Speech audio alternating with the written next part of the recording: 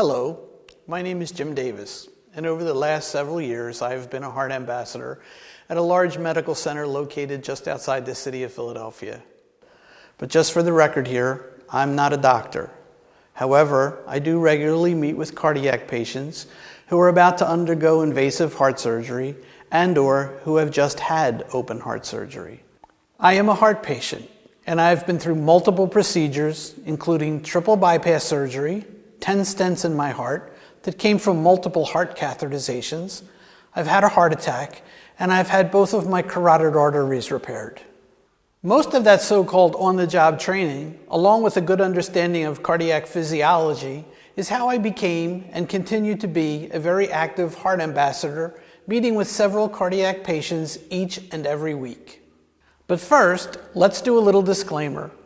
Viewing this video presentation and the information provided herein should never be used as a substitute for seeking out and getting sound medical advice, diagnosis, and/or treatment from either your family physician and/or your cardiologist, especially if you're experiencing any form of chest discomfort.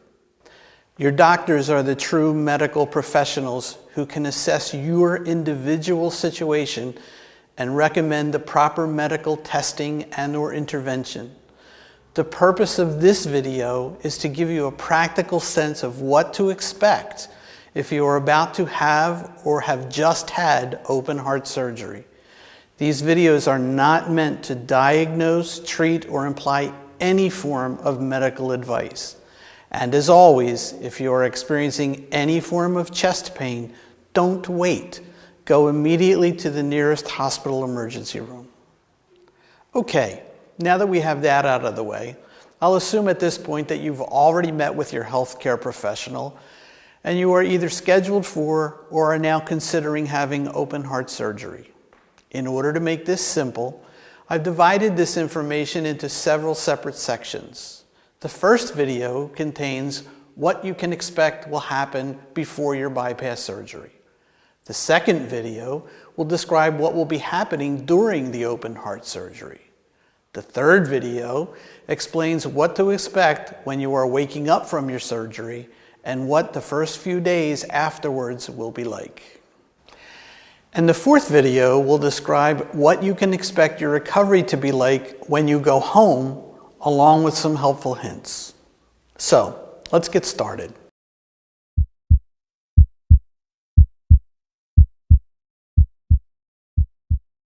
Try not to remember everything I discuss here.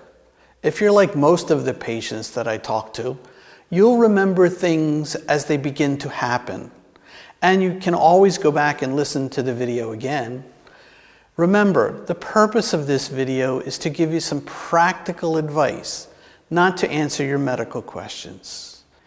If I can let you know what and why things are happening around you, then you will be less likely to be nervous, and it will make the whole experience a lot more manageable. And here's another little hint. Share these videos with your family members. Whenever I meet with a patient's family, I always say, the patient may be the one on the operating table, but the truth is, the entire family is having the surgery. Family members can have all of the same fears and concerns that the patient is feeling. And hearing what to expect can help them to feel less nervous as well. Okay, after your surgery has been scheduled, your surgeon's office will most likely arrange an appointment for you with PreAdmission Testing, sometimes called PAT. The PreAdmission Testing office is usually located in the hospital where your surgery will be performed. The medical profession is currently undergoing a considerable number of changes in an attempt to implement better efficiencies and to help lower both patient and hospital expenses. For that reason, not all of your pre-admission testing will be done at the hospital. Information may be gathered from multiple sources, such as your surgeon's office, your cardiologist's office, your primary care physician, and any other member of your personal health care team. This is done in order to lessen the potential for duplicate testing and thereby lessen the potential for duplicate billing. But keep in mind, you are the most important member of your healthcare team. Your help is imperative when compiling all of the information necessary so that it can be reviewed prior to your scheduled day of surgery. One thing you can be sure of is that change will continue to happen.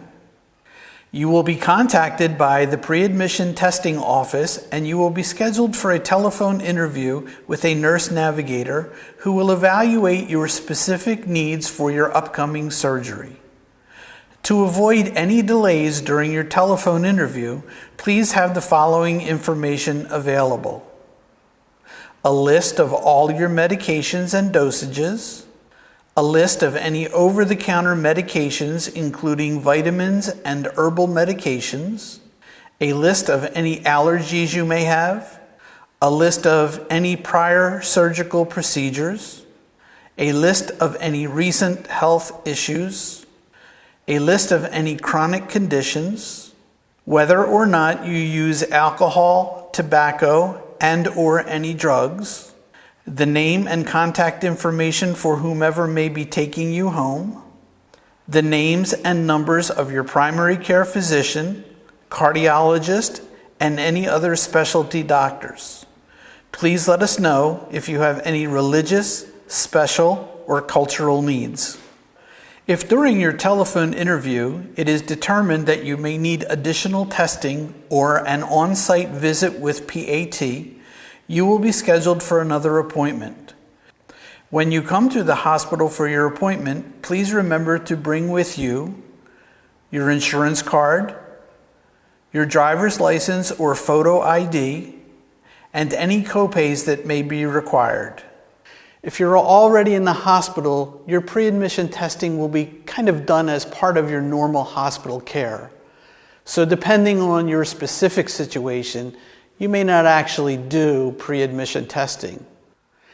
If you do, you will be asked to give a complete medical history, and you will be asked to provide a list of the medications you are taking, including any over-the-counter medications and/or supplements.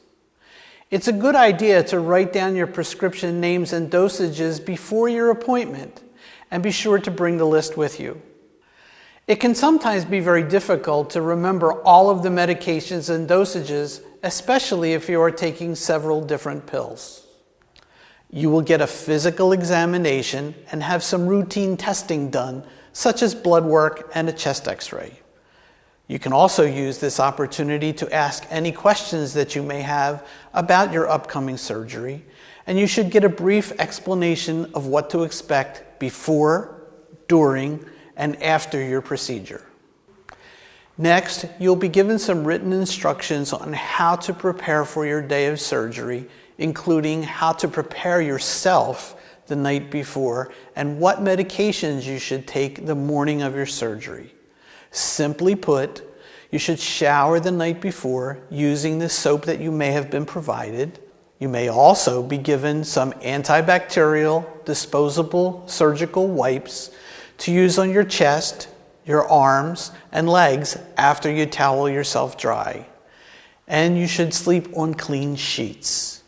If you are at home the night before your surgery, you will be given all of the supplies that you need to prepare yourself during your pre-admission testing appointment. Whether you are at home or in the hospital, do not shave the area where your surgery will be with a razor. The nurses will do that for you before surgery. You may also be asked to smear what appears to be a small amount of a Vaseline-type ointment called Bactroban into each of your nostrils with a Q-tip. Once it's in your nostrils, gently press your nostrils together for a few moments. Do not blow your nose after it has been applied. If some trickles down your nose, just pat it dry with a tissue.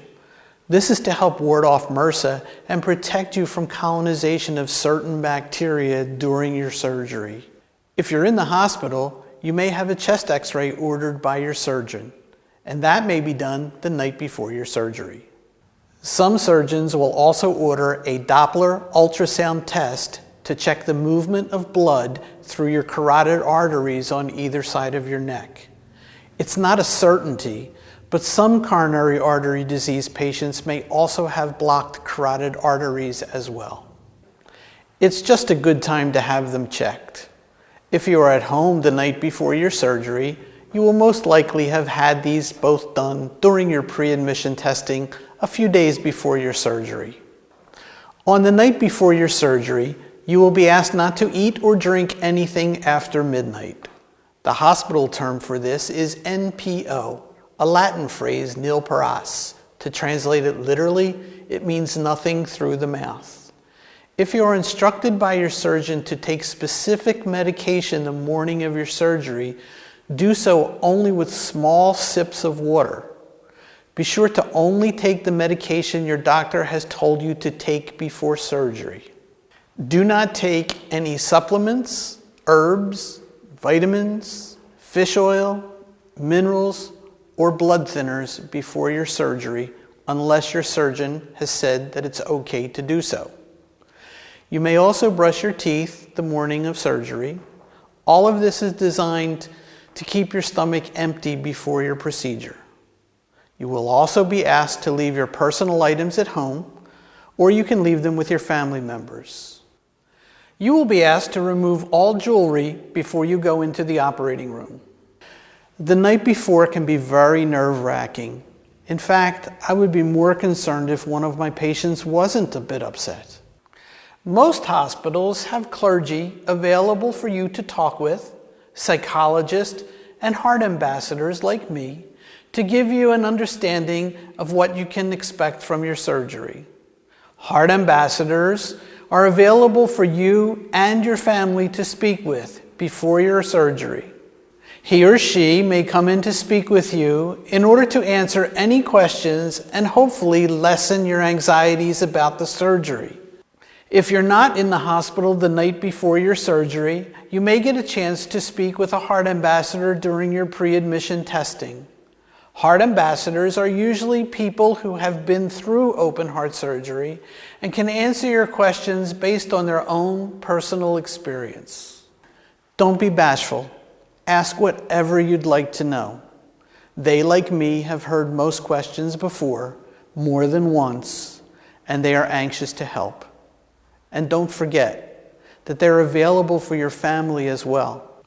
These people are here to help you, and should you feel the need to talk with any one of them, just let your nurse know. Now, try to get a good night's sleep. I know it's easier said than done because your mind will be on your upcoming surgery, but try. If you're in the hospital and overly anxious or just can't sleep, ask your nurse for something to help you relax. Medications are available to help you, but if you don't ask, your nurse won't know. I have mentioned your nurses several times so far. They are an integral part of your care before, during, and after your surgery. You will come to know just how much they actually do for you during your stay in the hospital. Letting them know just how much you value them makes them feel appreciated. Now, let's move on to video number 2, what will be happening during your open heart surgery. Hi, my name is Rick Lombardi, and yes, that was me that you just saw as the patient in the preceding videos. I just wanted everyone to know that I really am a heart patient and that I also have been through open heart surgery. So acting out this part came very easy for me, as I really did go through it in 2014. I should also point out that I met Jim through this whole experience. He came to meet with me the night before my surgery and was also there when I was waking up. His insight was extremely valuable to me. It's also how we became friends and how we came to work together on this series of videos specifically for other heart patients. We both felt that creating these videos was our way of giving back to the doctors and nurses who helped save our lives. I hope that our videos prepare you for and help you with your surgery. Please let us know if they did by sending us an email at aheartbeatawayforyou@gmail.com. Good luck and God bless.